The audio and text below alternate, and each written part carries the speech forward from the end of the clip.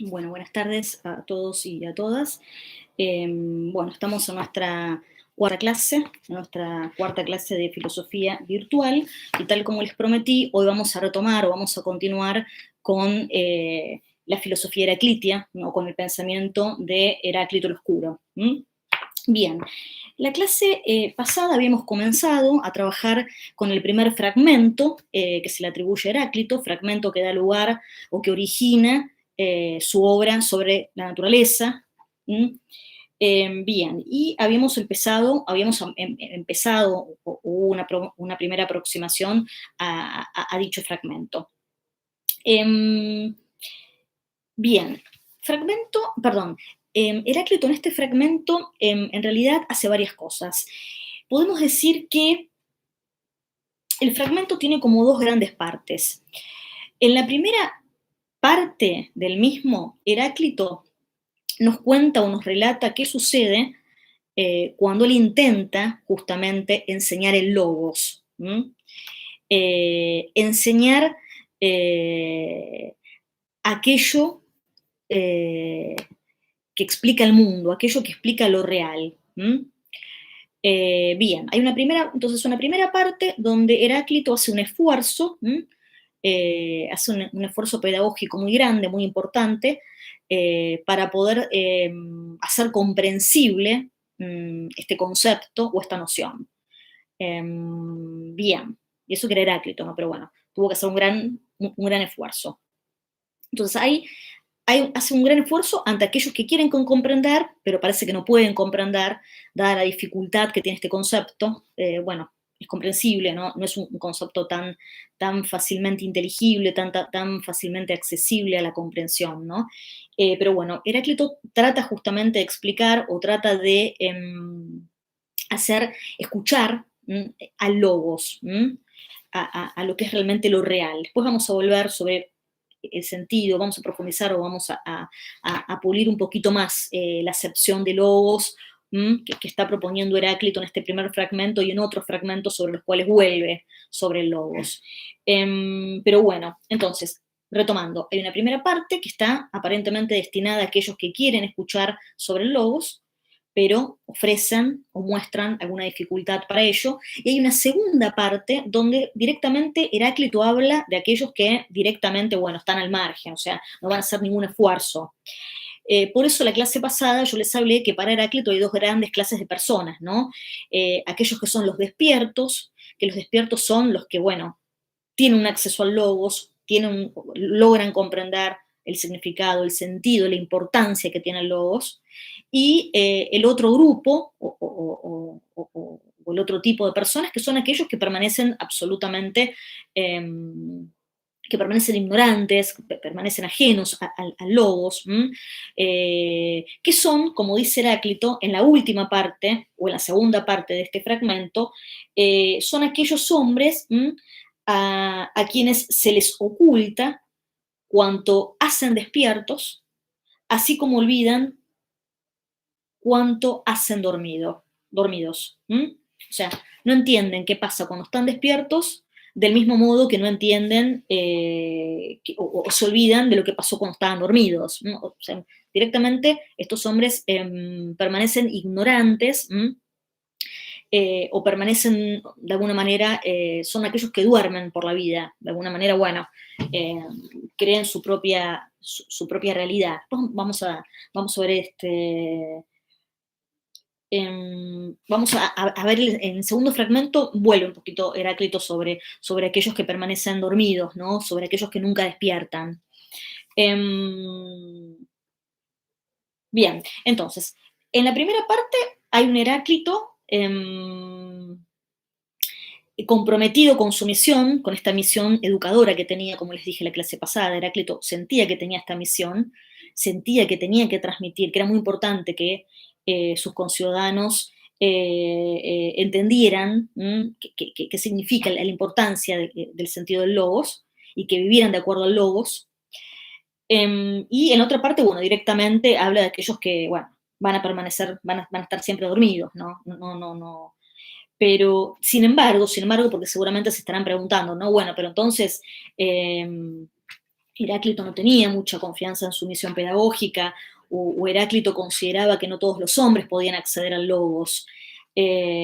Bueno, para desestimar ese tipo de lecturas o de interpretaciones aventuradas, diría yo, voy a leerles un fragmento, el fragmento 113, ese fragmento ustedes no lo tienen en la ficha, se los voy a estar enviando en breve. En este fragmento 113 dice Heráclito: comprender es común a todos.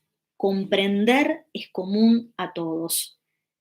Es como que está diciendo la comprensión, la posibilidad de entender, la posibilidad de escuchar y comprender al logos está en todas las personas. El tema está en que exista esa disposición a entender.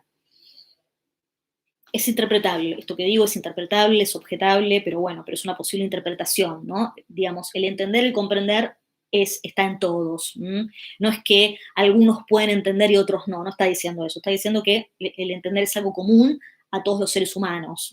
El tema es que exista esa disposición o que exista ese interés en comprender, que es una cosa diferente. Pero bueno, entonces, volviendo al primer fragmento y volviendo a la primera parte de este primer fragmento, que sí, que tengo que volver a leer, cito y después interpreto, o intento interpretar lo dicho por Heráclito.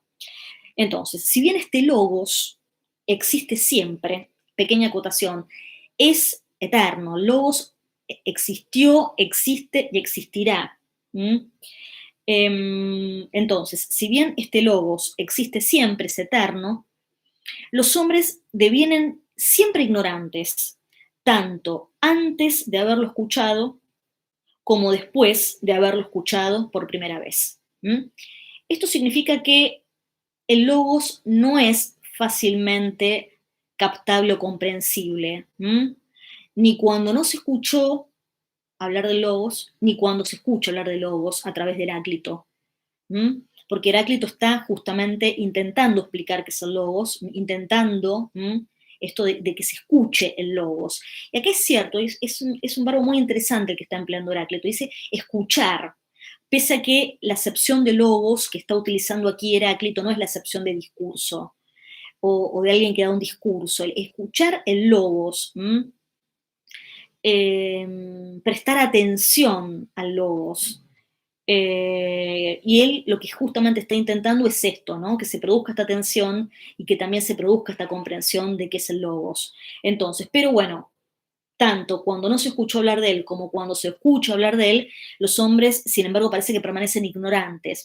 Está diciendo como que les cuesta entender o que no les es tan accesible la comprensión de que sean logos. Entonces, no obstante, si bien todo se produce, no obstante, si bien todo se produce según este logos, y acá les propongo lo que les propuse la clase pasada, traducir acá por logos por razón o por ley, todo ocurre según esta ley, todo ocurre según esta razón. Los hombres parecen inexpertos cuando experimentan palabras y acciones tales como las que yo propongo cuando explico cada cosa según su naturaleza y digo cómo es. Repito, no obstante, si bien todo se produce según este logos, todo se produce según esta ley o según esta razón, los hombres parecen inexpertos cuando experimentan palabras y acciones tales como las que yo expongo cuando explico cada cosa según la naturaleza y digo cómo es. Bien, entonces, todo se produce según esta razón, según esta ley racional.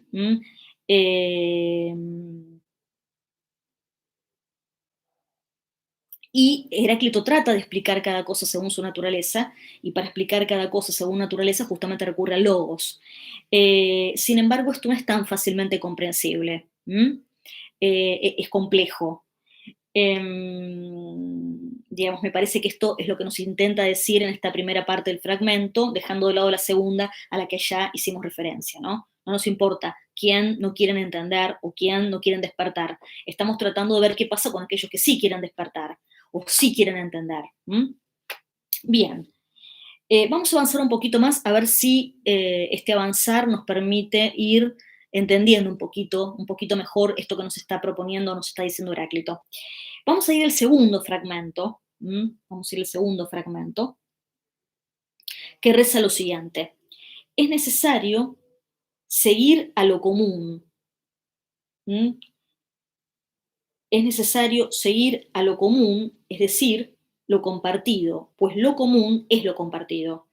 Pero aunque el logos, reparen en esto, es necesario seguir a lo común, es decir, lo compartido, pues lo común es lo compartido. Pero aunque el logos es común, la mayoría vive como si tuviera una inteligencia particular.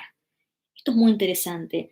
Hay un ordenamiento o una razón común que imperan todas las cosas. Sin embargo, parece que algunos viven con su propia inteligencia, que es como decir, como tienen ustedes en la traducción de la ficha, cada uno vive según su propio logos, según lo que cree entender de cómo es el mundo o de cómo se funciona o cómo se explica la realidad. Cada uno de alguna manera tiene su propio logos, tiene su propia inteligencia, tiene una inteligencia particular, la cual lo hace ajeno a este orden universal, a este orden de alguna manera que rige en todas las cosas, tanto las cosas naturales como las cosas humanas, porque para Heráclito como para Anaximandro los seres humanos también somos parte de un orden natural universal. No estamos al margen.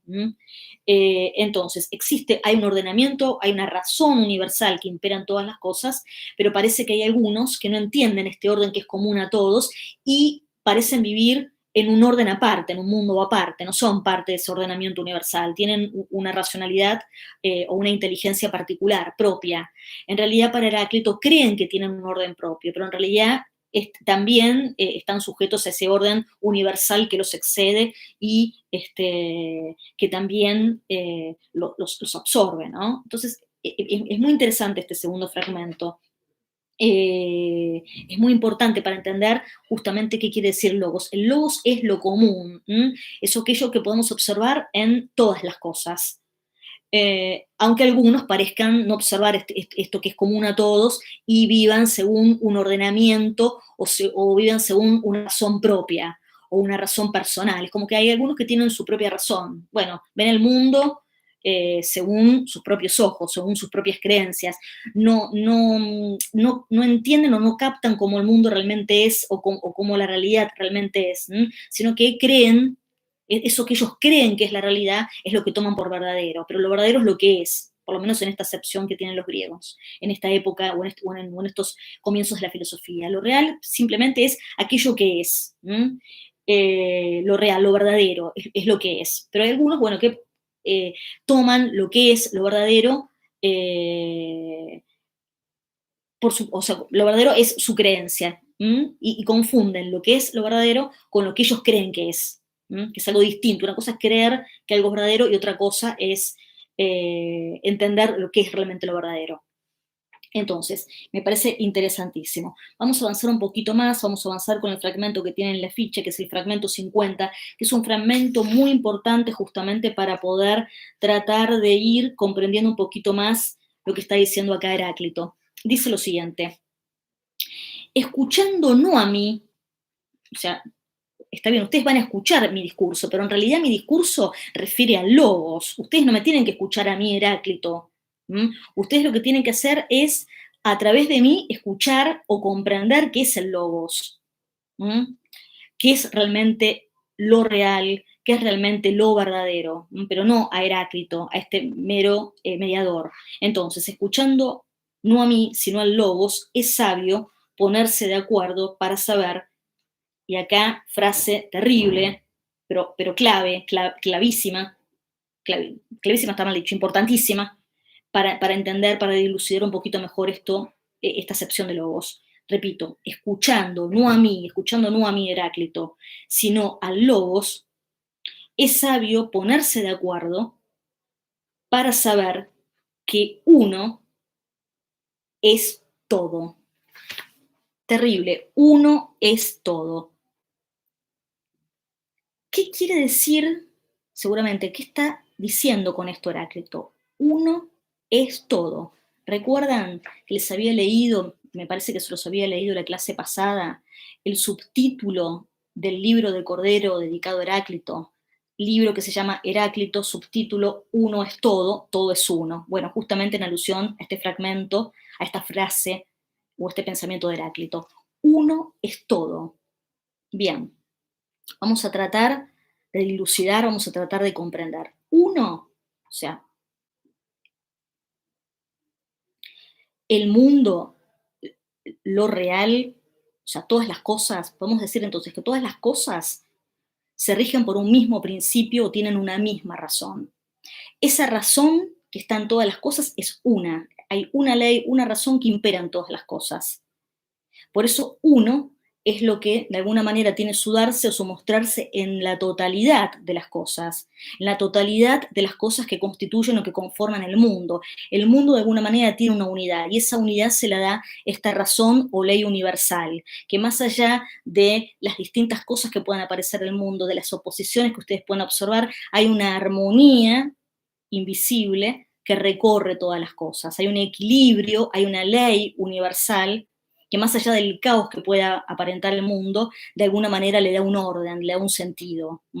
Y ahora vamos después a ir despejando un poquito más esto de este orden que impera en lo caótico. Vamos a verlo cuando analicemos otros fragmentos. Entonces, el uno, este orden, esta ley, tiene su darse en la totalidad de las cosas que constituyen, o como decía antes, o que conforman el mundo. Que es como decir que todas las cosas, de alguna manera, tienen una unidad, y esta unidad tiene que ver con este principio rector, o este principio racional que rige, más allá de que no sea fácilmente observable o fácilmente inteligible, o entendible, o comprensible. Bien, fragmento 50 entonces, clave importantísimo para poder entender un poco mejor qué está diciendo Heráclito cuando habla cuando habla de logos, perdón, cuando habla de logos. Y cuando habla de logos, un poco quiere decir esto, ¿no? Uno es todo, o todo es uno. Si yo capto, si yo entiendo este ordenamiento, voy a poder entender la totalidad. Y si observo la totalidad, puedo entender que la totalidad está regida por un orden, por un único orden, por una única ley, que es la que manda o la que rige en todas las cosas, como esa ley de la vida a la que hicimos referencia a la clase pasada cuando trabajamos el pasaje de Anaximandro.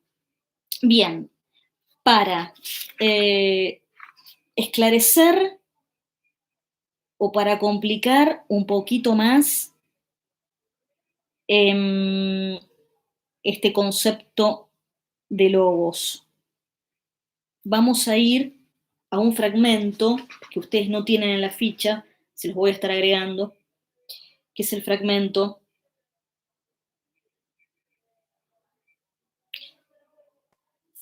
a ver, vamos a ir, no, esperen, vamos a hacer un pequeño cambio, no los quiero tampoco confundir demasiado. Me parece que para no complicarles tanto la existencia, voy a leerles un fragmento más sobre logos y ya abandonamos al logos y vamos a un tema que es fundamental en Heráclito y que tal vez les ayuda a entender un poquito mejor esto que está diciendo acá, esto que está diciendo Heráclito en el fragmento 50, al cual hicimos referencia hace unos momentos.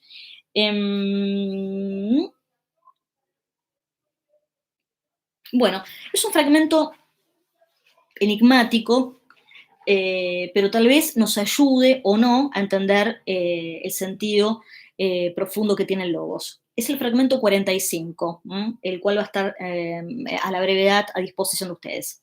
En este fragmento 45 dice lo siguiente: no encontrarás los límites del alma aunque recorras todo el camino. Tan profundo es su logos. No encontrarás los límites del alma aunque recorras todo el camino. Tan profundo es su logos. Una aclaración, cuando Heráclito en este fragmento se refiere al alma, no se refiere al alma personal o individual. Se refiere, lo voy a decir mal, pero para que se entienda, para que sea comprensible, se refiere al alma como al espíritu universal, al ser universal, no está hablando del alma de una persona, el alma de un sujeto, está hablando del alma en un sentido un poco más amplio. Entonces, fíjense, no encontrarás los límites del alma aunque recorras todo el camino. Tan profundo es su logos. El sentido del mundo, el logos que impera en todas las cosas, tiene una profundidad, es ilimitado, además es eterno, es ilimitado, están todas las cosas, es como recorrer todas las cosas, está diciendo Heráclito. Es tan profundo ese logos, que ese logos no tiene límites, no tiene determinaciones, es absolutamente indeterminado en un sentido. Está en todo, está en la vastedad o en la totalidad de las cosas o de los entes que constituyen lo real o que constituyen el mundo. Es imposible poder abarcarlo. Tan profundo es, tan infinito es. Eso me parece que está queriendo decirnos. Pero bueno, voy a concluir la parte de los fragmentos destinada a logos para aquellas o aquellos que queden muy interesados e impactados en Heráclito. Les voy a decir lo siguiente: si tienen ganas de comprender un poquito mejor la significación o el sentido que tiene el logos, les voy a enumerar los fragmentos donde Heráclito hace una referencia explícita o concreta al logos. Estos fragmentos son 1, que vimos, 2, que vimos, 72, que no vimos, 45, que es el que termino de leer, 115, que no vimos, 31 y por supuesto el 50, que sí hemos visto, que sí lo tienen en la ficha.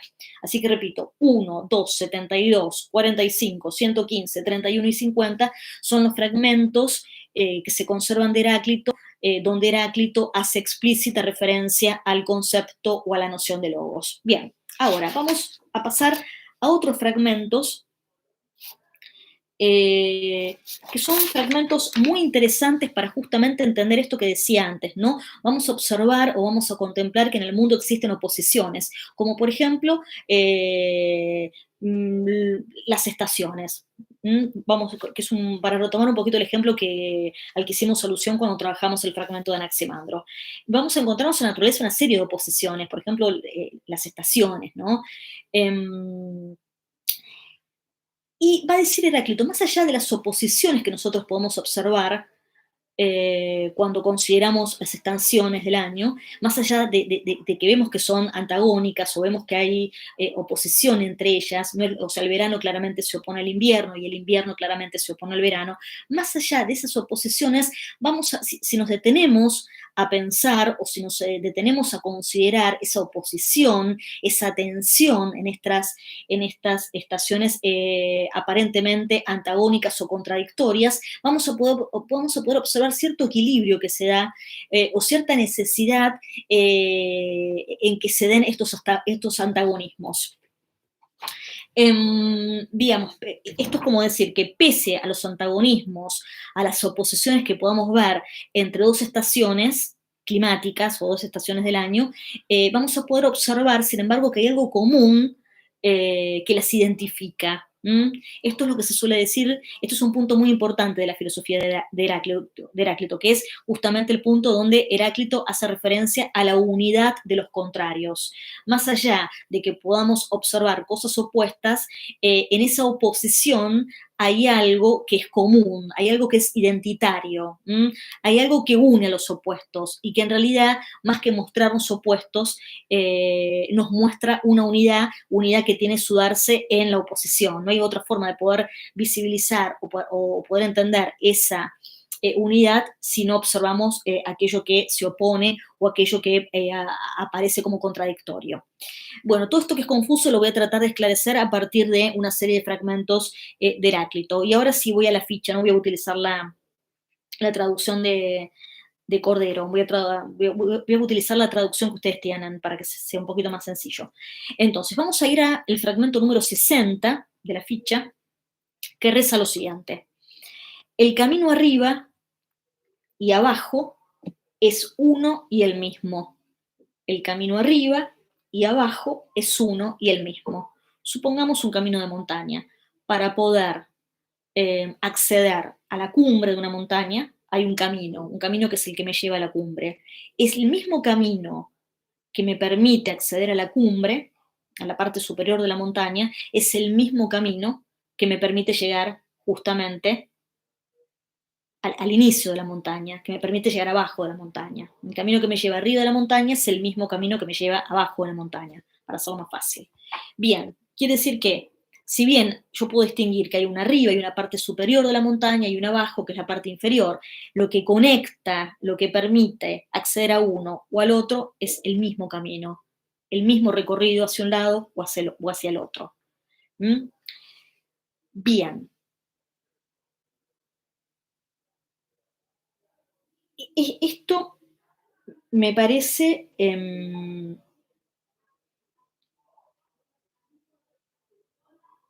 importantísimo.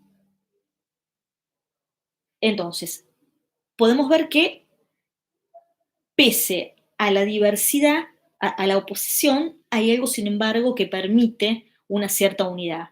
¿Mm? Hay algo que une. Un ejemplo más sencillo es el ejemplo justamente de las estaciones.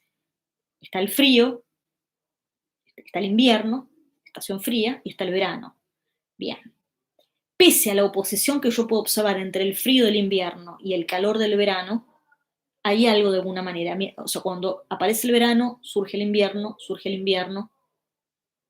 perdón, estamos en invierno, después sigue el verano. Hay una sucesión que se da entre estos opuestos. Uno, de alguna manera, necesita del otro. El frío necesita en algún momento cesar y convertirse en calor, y el calor en frío. Hay una relación, de alguna manera, que uno puede considerar entre estos opuestos. Del mismo modo, podemos considerar otro par de opuestos, por ejemplo, lo blanco, lo negro. El negro tiene su darse a partir de que existe lo negro, perdón, lo blanco. Lo blanco, para poder darse, necesita, digamos, de lo negro. Estoy utilizando la palabra necesitar para que se entienda lo siguiente. Si es posible entender un color claro como es el blanco, o para entender la claridad, necesariamente yo tengo que recurrir a la oscuridad. Lo claro se define o se concibe a partir de que existe lo oscuro. Sería muy difícil poder imaginarme lo oscuro, lo negro, si no puedo percatarme de lo que es claro, de lo que es blanco. Del mismo modo que yo no puedo percibir el calor si no tengo la idea de lo frío, que es el ejemplo anterior. Yo no puedo concebir el invierno si en un sentido no tengo una noción del verano, no tengo una noción del calor. Para poder entender uno necesito del otro. Para poder entender, para poder diferenciar el verano del invierno o el negro del blanco, necesariamente tienen que estar ambos estados, ambos opuestos. El negro por un lado y blanco por el otro. Es cierto que, de alguna manera, hay el uno depende del otro, aunque no coexistan, no hay una coexistencia, sin embargo hay un equilibrio.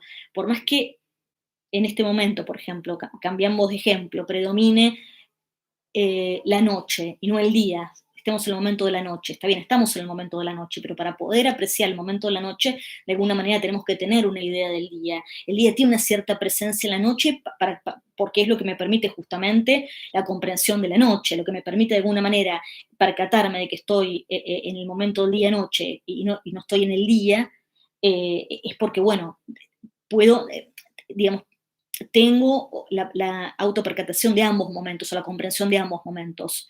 Entiendo que hay un momento del día de oscuridad y hay un momento del día de claridad o de visibilidad.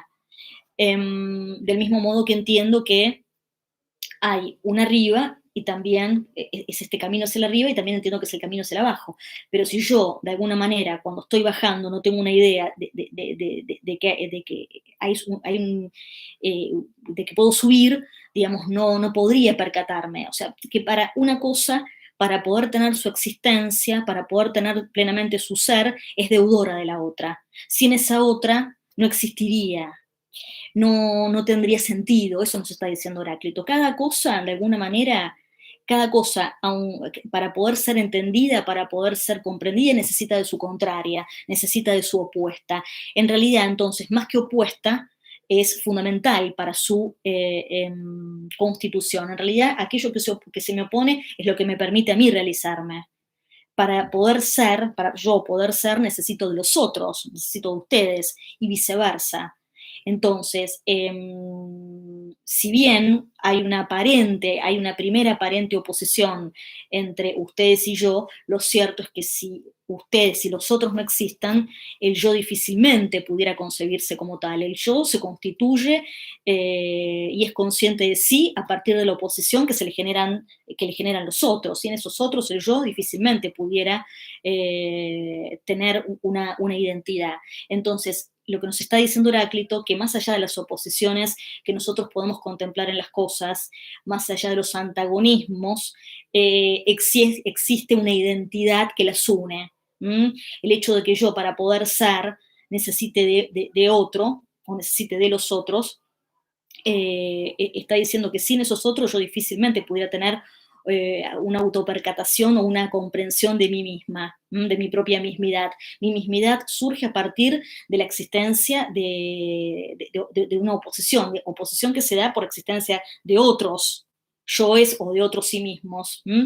Entonces, el otro en realidad, más que un opuesto, es algo que se termina siendo necesario, va a decir Heráclito. Un ejemplo más, un ejemplo sencillo, pero para que se termine de cerrar esto, para que yo pueda terminar de cerrar esta idea y que se les haga un poquito más accesible a ustedes, por ejemplo, podemos observar el momento de la niñez y el momento de la vejez. La niñez, como tal, el momento donde alguien es un niño, solamente adquiere sentido si tenemos en claro o tenemos la idea del momento contrario, que es el momento de la vejez. También esto nos está hablando de la necesidad de todas las cosas. Heráclito, además de hablar de esta unidad o esta identidad que podemos observar en los opuestos, en las cosas que supuestamente son contrarias o supuestamente son antagónicas, esta identidad también tiene que ver con que cada cosa en el mundo, más allá de nuestra comprensión o más allá de lo que nosotros podemos entender, es necesaria, tiene sentido. Y para que esto se haga un poco más inteligible y comprensible para ustedes, vamos a ir al fragmento número 61. En el fragmento 61, Heráclito dice lo siguiente: el mar es el agua más pura y más corrupta. El mar es el agua más pura y más corrupta. Es potable y saludable para los peces, para los hombres, en cambio, es impotable. Fíjense, el agua puede ser absolutamente un líquido, un elemento útil, necesario, pero para una especie de entes o de seres vivientes, mientras que para otro, para los seres humanos, puede ser beber agua, puede ser algo terrible. Fíjense que algo que a unos les puede parecer innecesario, peligroso, para otros no. Esto también tiene que ver con que en el mundo hay un orden y que en el mundo la existencia de cada cosa tiene un sentido, más allá de que uno no lo encuentre. Y fíjense la importancia de que existan peces, porque eso pertenece, porque si existen peces, que justamente son aquellos que utilizan el agua, esos peces a su vez son el alimento de otros seres vivos, bueno, hasta de los propios seres humanos, ¿no? Fíjense que hay toda una cadena biológica importantísima, ¿no? Que tiene que ver con este elemento, que para nosotros es peligroso, que para nosotros no es útil para otra especie, que para nosotros sí lo es a su vez. O sea, fíjense la interrelación que está pensando Heráclito en todas las cosas. En todas las cosas hay una unidad, hay una armonía, hay un sentido, más allá de lo que nosotros podamos entender, de lo que nosotros podamos comprender. Heráclito está diciendo que en realidad hay un orden, hay una armonía universal que es captable, digamos, que podemos entender, que podemos comprender.